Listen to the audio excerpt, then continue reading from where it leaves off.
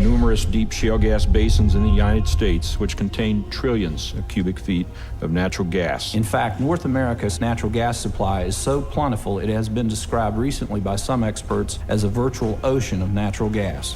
We believe the potential from these 4 major shale basins is enormous, and it is a game changer not only for America's natural gas industry, but also potentially for our nation, our economy, and our environment. I'm here today representing the 30 member states of the Interstate Oil and Gas Compact Commission, who produce 99% of our domestic oil and gas.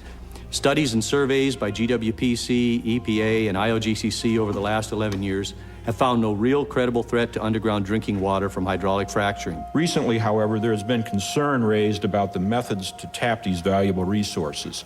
Technologies such as the practice of hydraulic fracturing have been characterized as environmentally risky and inadequately regulated. Press reports and websites alleging that 6 states have documented over 1,000 incidents of groundwater contamination resulting from the practice of hydraulic fracturing. Such reports are not accurate. And it's my firmly held view, and also that of IOGCC, that the subject of hydraulic fracturing is adequately regulated by the states and it needs no further study. Thank you for this opportunity to provide an overview. Thank you. Thank the committee. Thank you. And thank you, always. But it's 2009. One day I got a letter in the mail. It was from a natural gas company. The letter told me that my land was on top of a formation called the Marcellus Shale, which stretched across Pennsylvania, New York, Ohio, and West Virginia, and that the Marcellus Shale was the Saudi Arabia of natural gas. I could lease my land to this company, and I would receive a signing bonus of $4,750 an acre. Having 19.5 acres, that was nearly $100,000, right there in my hand. Could it be that easy?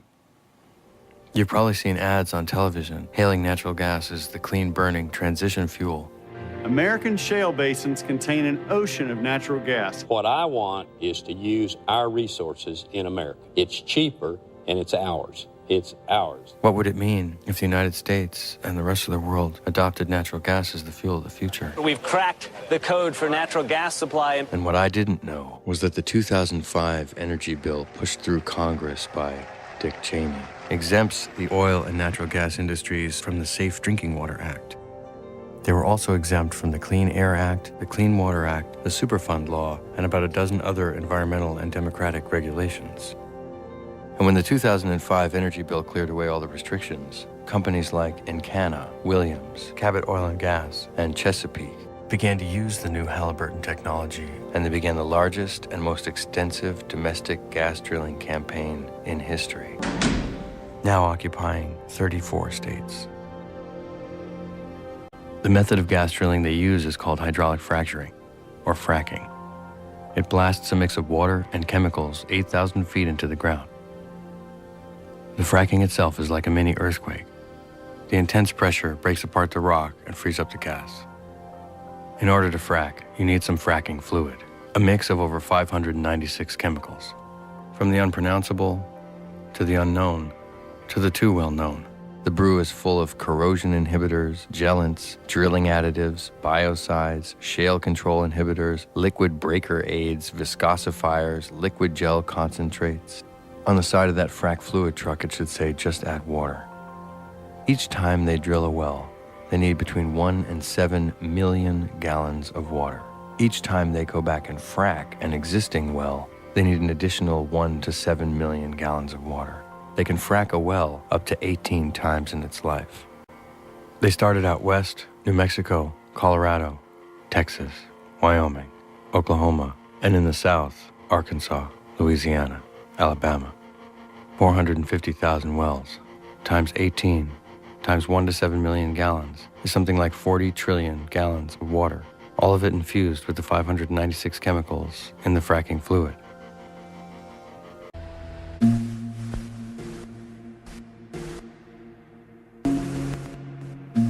The closest they were drilling to me was in a place called Dimmock, Pennsylvania, about 40 miles from the New York-Pennsylvania border in the Susquehanna River Basin. A company called Cabot Oil and Gas from out of Houston had drilled over 40 wells in just under a few months. It's a small place with no major highways, a place where you could easily forget the world, forget yourself, disappear completely. I was going there because I'd heard a lot of complaints, and because I'd heard the Pennsylvania Department of Environmental Protection had said that everything was going fine.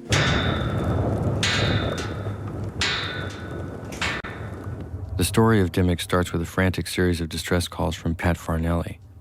If Dimmick had a town square, she'd be standing in the middle shouting for help. Everywhere there's a gap in the trees, there's a well.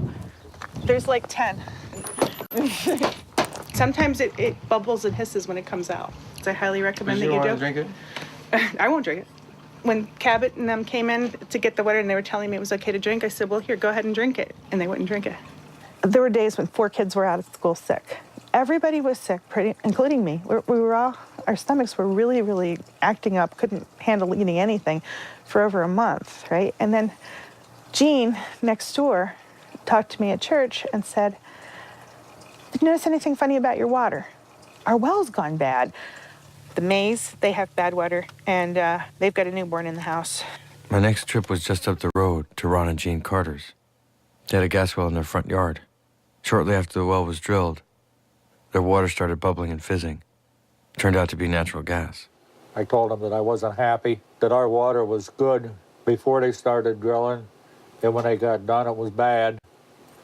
We said, asked if we could prove that it was because of them. And my wife asked the guy if he could prove that it wasn't.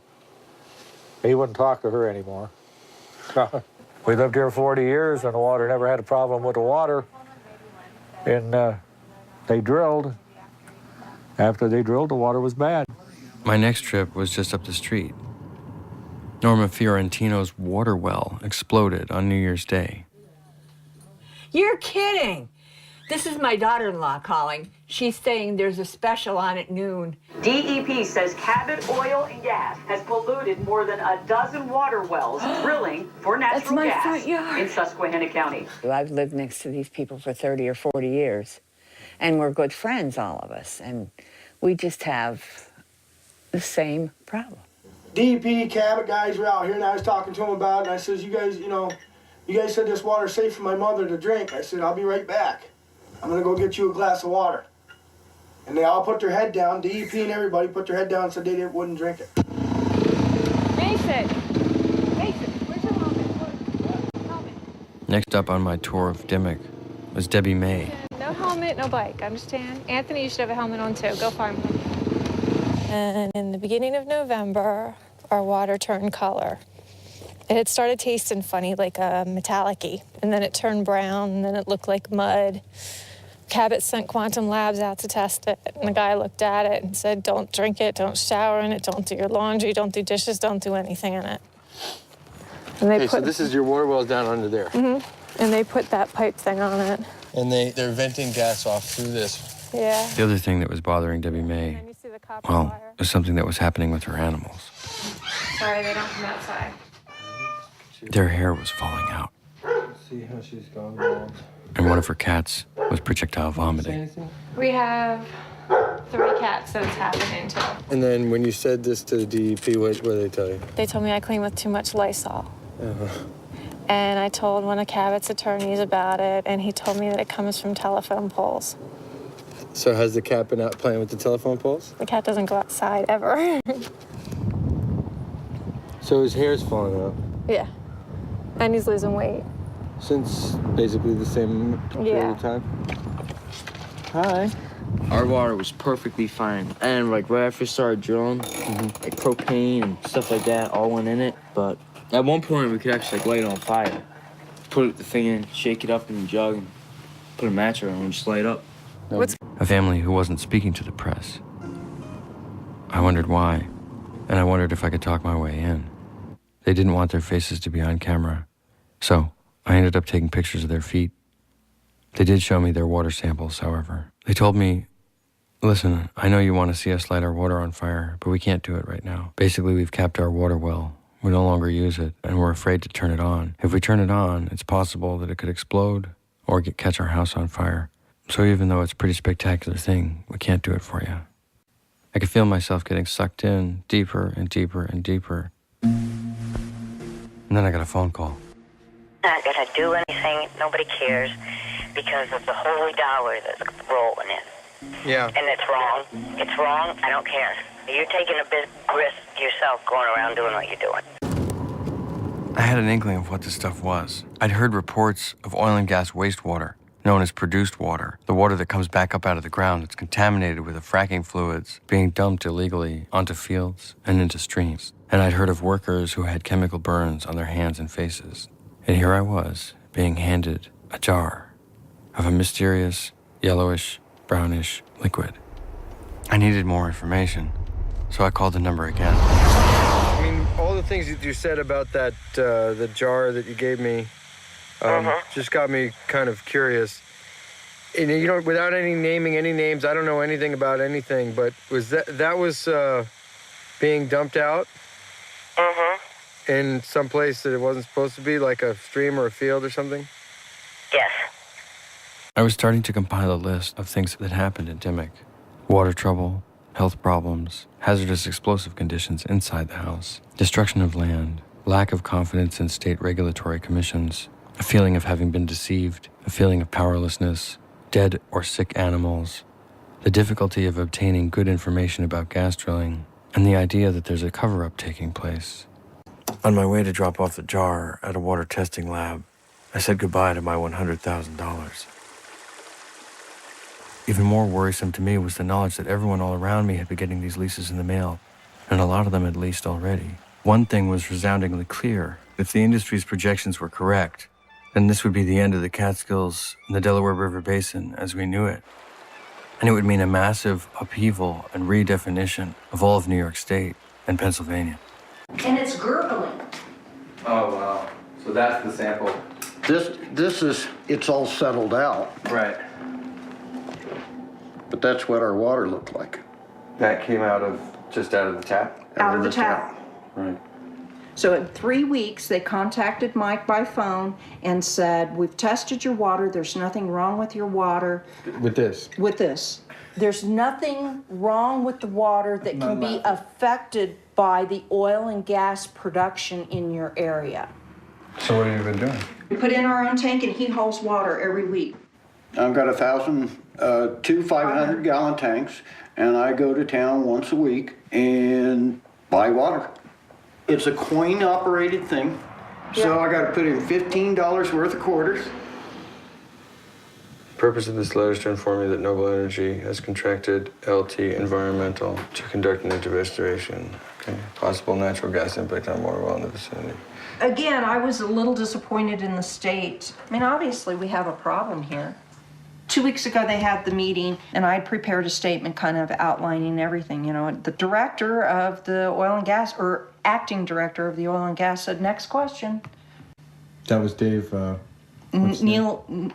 Neslin or Yeah, whatever. he kicked us out of his office 2 days ago. So is there like a theme to your documentary? Do you have a message you're trying to get across with it? I apologize very much for your inconvenience. I wish you good luck with your documentary. Okay. I'd be happy to talk to you off the record with some background information if that's helpful. At one time when we were going through all the gurgling in the well, I decided to put a plastic bag over the wellhead. And with minutes, it filled up that bag. So I closed off the bag and I stuck a fuse in it. And I thought, this might be real stupid. So I got this bag of who knows what, and I lit it, and it started floating towards the road. And I thought, oh no, truck is gonna come, I'm gonna blow up a truck.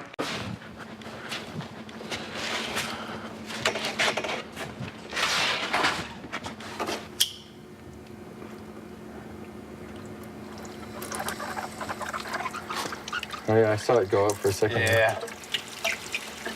We'll just give it a second here.